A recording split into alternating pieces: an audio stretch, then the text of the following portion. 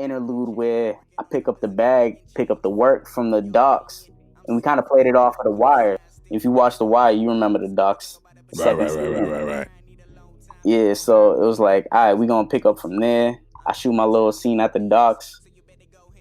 So if you watch the video, it's kind of like me picking up the work and then going back to the docks to drop off. Yeah. So it's the same thing. Even the beginning of the video. Yeah, so it's like meet me at my crib, kind of ties it into the whole day before meeting up with Av. Right. And then later on that night. All right. Okay. So Nightfall. So let's talk right before Nightfall, right? It was I want to say, damn, I fucking forgot the name of the joint that you dropped, and nah, it wasn't even your joint. It was Av shit, but you was on the record. Name of it, Nobody. Yeah, Mass Evan Lennox. Yeah, Mass Evan Lennox. Yeah. But you was on that record, and you know what's crazy? I feel like your sound rubbed off more on Av than his sound rubbed off on you. On that record? Yeah. Because the funny thing, Frank sent me the record. Well, he sent us both because we in a group chat. Sent us the record, and he's just sending beats like, yo, I'm kind of like one of those things you just send your friends some joint, like, yo, I'm working on this. Yeah. Me, I get the opportunity to hear any type of beat. If I like it, I'm just going to write to it. Right. As so you I should. write something. I give him a reference straight off the phone. Right then and there, he's like, yo, we going to record. So the beat was already sampled with that Nobody shit. Yeah. Frank came up with that concept. He sampled that. For that. Yeah, so he sampled that. And then me, I was like, yo, this is the theme we're going to go with. Which is funny. I'm kind of appreciative of it, of like the whole flow scheme of even Smoke DZA taking it. Yeah. And that's what I mean, bro. Like that was big. Yeah, when he took that flow, when I heard it back, I was like, yo, my man Smoke DZA is my flow. This is fire. Because a lot of times as a rapper, you hear somebody, you like, yo, I want to switch it up so I come off a little different. Right. But it was so formatted to the beat that it sounded like it had to come off like that. It was perfect. So I was like, yo, you know what? This is perfect. And usually when I make music, I try to be like an instrument where it's like, yo, I don't want to do too much where it sounds corny. Right. And I want to do enough to make it sound like this is the record. Like, even if you hear somebody else do a remix, you still hear it and you're like, yo, I like the format of this. Your voice has that resonance to it where it's like your voice is the instrument. You know what I mean? So, and I feel like you know that about yourself. So you use that. You know what I mean? When you're creating, you know what I'm saying? And I feel like that's what separates the rappers from the musicians. Oh yeah. You know what I mean? Like there's a lot of niggas who rap who just, I mean, it's easy to fucking rap, bro. Like my fucking nephews could fucking put some rhymes together. You know what I mean? My daughter's 4 and she does it. Like I literally watch her do it, my nigga. Like I literally watch her put rhymes together, my nigga. So it's like if she can do it, you know what I mean? It's easy for grown men to do it. But the fact that you know, you recognize what your strengths are and you go off of that when you're creating is like super fire to me. So I appreciate that. Nah, for real, bro. So when it came to Nightfall, like I thought that was super dope. And then you dropped Don't Fall Yet, right? That was September or October or something like that. It was I think 2019. November. I think it was in November. Either way, I felt like there was like no gap between that and Sunset Blues. Like you dropped 2 projects like right behind each other. So what was your thought process on that? Like what made you want to do that? I got a lot in the stash, so I was like, yeah, you know what? So this is old shit. This is old but new. Like it was fairly new. It was like within like the 6 months. Like all these recordings, like within 6 months. Okay. So my whole thing was like, I got so much, and with me, like my problem back in the past was holding on to things to think of like the perfect time to drop. So for me to break that mold was, yo, just drop it, screw it. Like whatever reception it gets, just drop it. It's the internet. Yeah. Yo, nowadays you got to look at it. People don't got patience for an update, for a timeline, for a release date. Whatever. Yo, just drop it. Yeah. Just whatever. Whatever's your time, just drop it your time. Just drop that shit. Yeah, so that was my whole game plan. Yeah. So all right. So Don't Fall Yet. That was what's the progress is on, right? Yep. Yeah. So I remember that record. I love that record. And that happened. So was that something that was recorded prior, or was that something specifically for that project? Yo, to be honest, since I be doing graphic designs and stuff like that, I was just bored, and I was like, yo, you know what? I'm at work. I'm on break. The artwork itself, I took off my phone. Yeah. I was like, yo, I'm looking at this tree on the phone. I was like, yeah, this look like some dope shit. I took it, and when I took it, I was like, yeah, this shit look like you falling off a tree. That's crazy. And I'm thinking of the timeline of all my artwork, because a lot of my titles and my artwork kind of goes with a theme. Yeah. I try to go based off of like, just like the mood I'm in, or like trying to tell my story, you feel, where right. I'm at.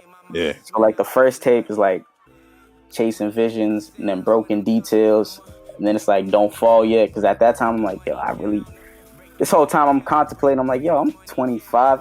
Even though it seems like I'm young, I'm still looking at it like, yo, I started when I was like 13, 12. Right. So I'm like, yo, I'm 25. It's been 12 years into like trying to do this thing.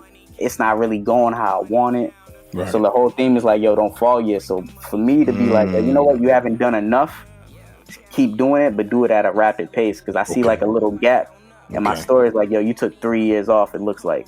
So for me, it's like, all right, for the narrative to be changed, I got to just drop music and drop it a lot. Because I got a lot of stuff written. So what do you feel like you need to do differently then, if that's the case, if that's how you felt? Keep up the same momentum. Just drop and release content. So let's say that this COVID-19 shit dissipates by, June, right? Let's let that. Oh, tape's gonna be. I'm having a tape. Yo, tape's coming before then. When's it coming? Timeline, I don't know. Yo, it only takes 2 weeks to upload on platforms. So just my nigga, I know that. You know what I'm saying? So that's my mindset. I don't even try to. The thing that hurt me the most was knowing that there's a timeline to set and tell people before it was done. So my thing is, once it's done, then I just put it up. Like there's no timeline. Like, yo, I gotta have it done by this date because I said I was gonna put it out this date. Nah, there's no more of that. There's no more scheduled. Yo, we got it. October 13th is coming. Nah, and honestly, I feel like that's what niggas need to start doing for real on a consistent basis, because a lot of niggas feel like niggas is checking for them. And honestly, man, like, with all due respect, like, you're still on a local level. You know what I'm saying? So it's like when you're still on a local level, who the fuck cares? Like, who do you think is really checking for you? Yo, not even that. Not even that. It's even on a major scale. Yo, there's so much music. There's so much music. You look at, bro, there's so many rappers. Like, it's fucking retarded. Like, you know what I'm saying? Like the amount of rappers that's out. Like, you could go on your Apple Music, on your Spotify, on your whatever it is right now, and you go on your new music, you're gonna find a new rapper that you never fucking heard of, but they're on. And they might have 1 million followers. Nigga. You see what I'm saying? So it's like, the fuck is you waiting for, nigga? Put that shit out. And if you know your shit's potent, you know your shit's quality, nigga, just put that shit out. And it's gonna do what it does, my nigga. And if you have the right marketing behind it, the right promotions, the things of that nature, man, it's gonna do numbers. And I believe in you, bro. Like, I really do. Like, I believe in what you got going on, man. So BAU, that's still a thing, right? Like, y'all still working with Frank, right? Yep. All right, so I'm definitely looking, to see what happens with that.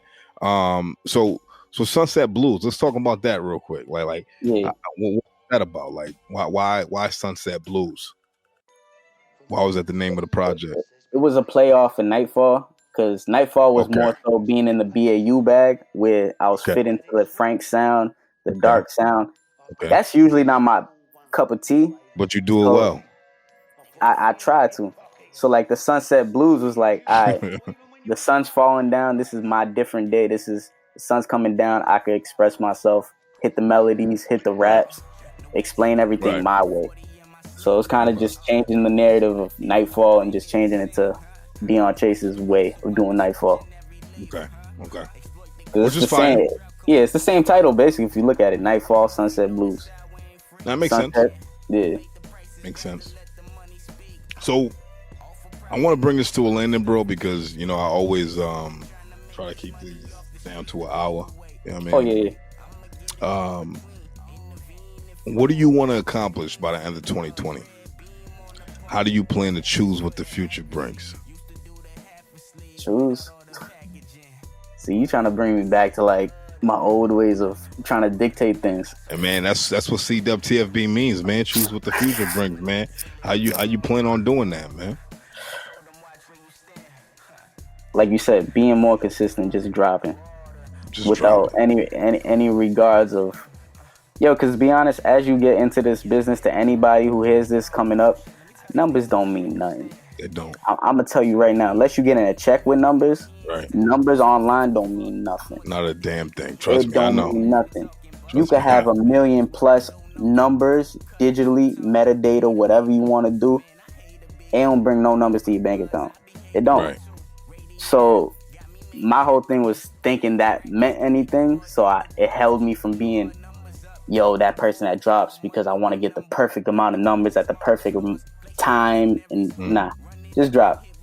It could be 12 plays. Those 12 plays, if they really buying something from you, $20 every month, that's way more than somebody buying 1,000 plus views for the first day and only getting $2.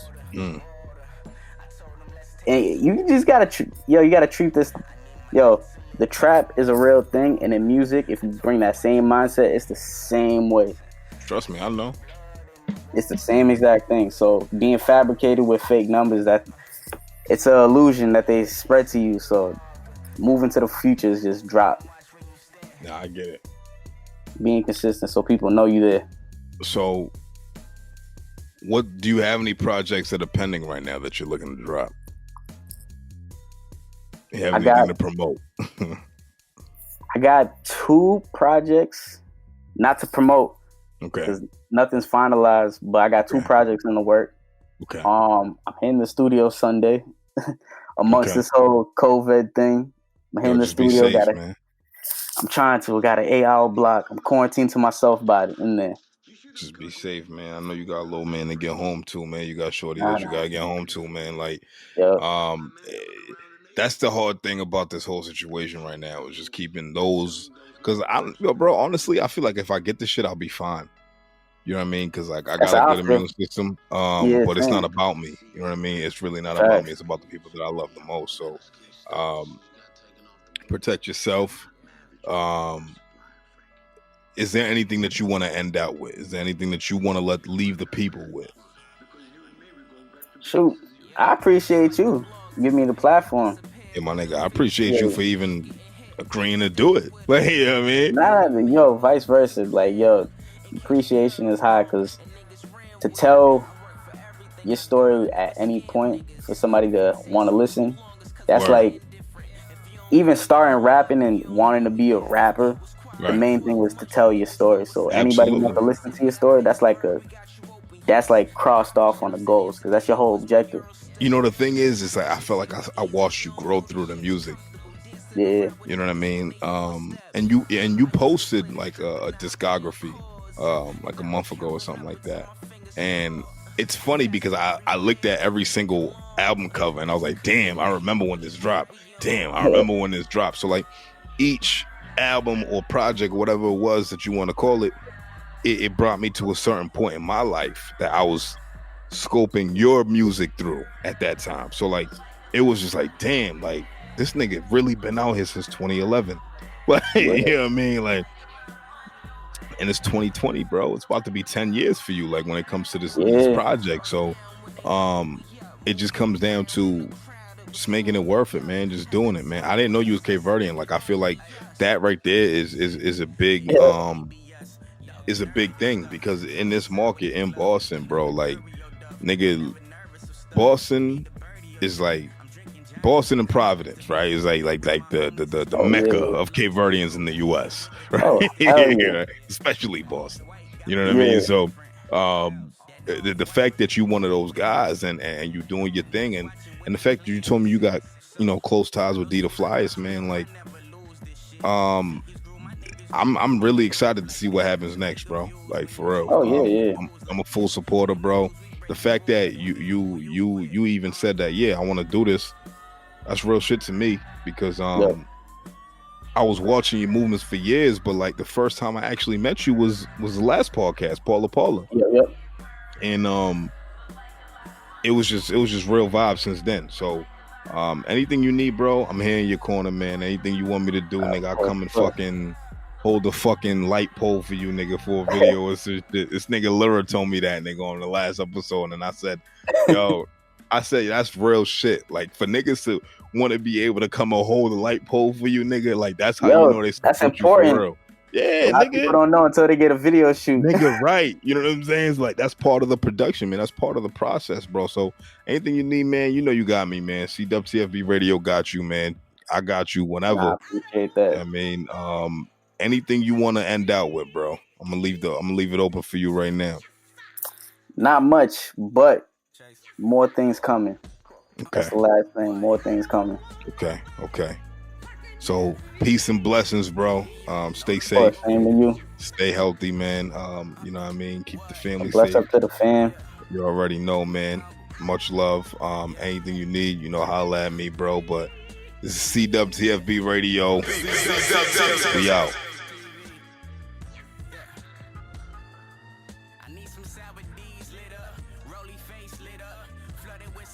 Kindergarten with the glitter, that new Beamer quiet.